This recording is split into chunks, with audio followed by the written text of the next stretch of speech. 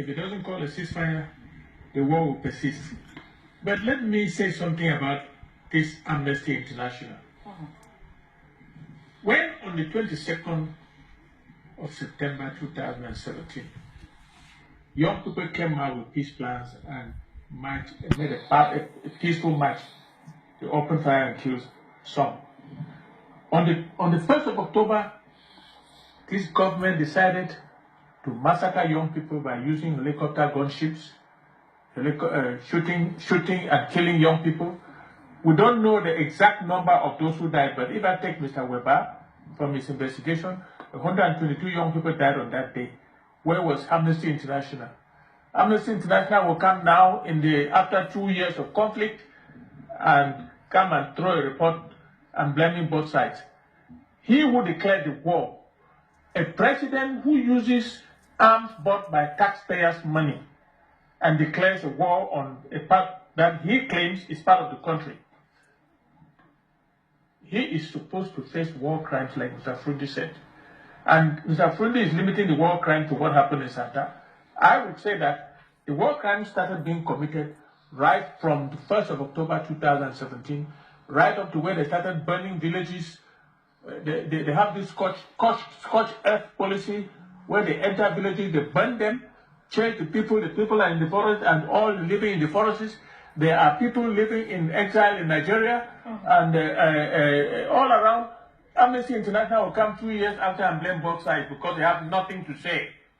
If they have nothing to say, they should go back and work in Syria, Afghanistan, and all the other places. Because they have no interest in Africa. Because I cannot believe the type of report that Amnesty International has issued talking about blaming both sides. Like Mr. Fru said, Mr. Biya is solely to be blamed. Why? Because when he killed young people on the 1st of October, no Anglophone responded.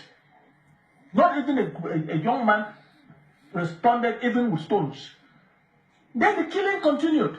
And then the young people said, hey, if we don't do something, we will all die. They organized themselves, and before you know it, 5 gendarmes were killed. And that is what permitted Mr. Paul Biya to come to the airport and declare war on the Northwest and Southwest. That war would only be stopped by Mr. Biya by declaring unilateral ceasefire, releasing all the Anglophones that he arrested since the 22nd of September and the 1st of October up to this day. There are about 1,200 Anglophones in prison. And secondly, he went to Nigeria and connected with his old friend Buhari and kidnapped the leaders of Anglophones and brought them to Cameroon. Wherever they are, we don't know whether they are alive because nobody has seen them. In which country in the world can you detain prisoners for 5-6 months incommunicado? Except in Cameroon. And the whole world is watching. Amnesty International will come here and tell about blaming both sides. Let them go where there's money. There's no money in Africa. When I read that report, I was sick to my stomach because since 22nd of September and 1st of October, Amnesty International has gone and said nothing. They come today and they are claiming that they interviewed 150 people. Total rubbish.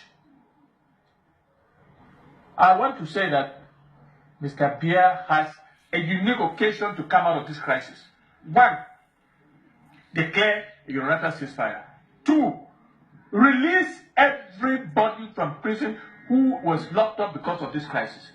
And 3, withdraw the troops to create an enabling environment for negotiations to take place. What people are calling dialogue, I mean, as a lawyer, I don't know what dialogue means, but I know that after every conflict, the parties sit around the table and negotiate. Let's negotiate. And there are only two points on the table, Emanuela. The first is whether we are continuing this union as Anglophones. And the second is whether we are going away and on what condition. If we are continuing, what are the conditions? If we are going away, what are the conditions for separation? Because the most the conditions for separation, they have rigged our economy for the last 57 years And we have paid the heavy price. If I tell you that there are more than 30,000 young Anglophones who have lost their lives in this crisis.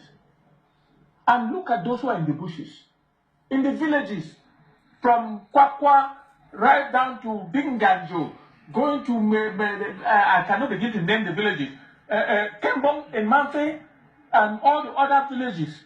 People are living in the bushes. We pay this price, and somebody, I heard some trigger-happy elite of the Southwest called John Tasson telling the BLM youths to put down their guns so that negotiations can take place. He's a madman, because nobody in a conflict would put down his gun during negotiations. Everybody keeps his gun. We may have ceasefire, but everybody keeps his gun. And when we agree, peace can come. Until then, Emanuela, this conflict will continue. Thank you very much.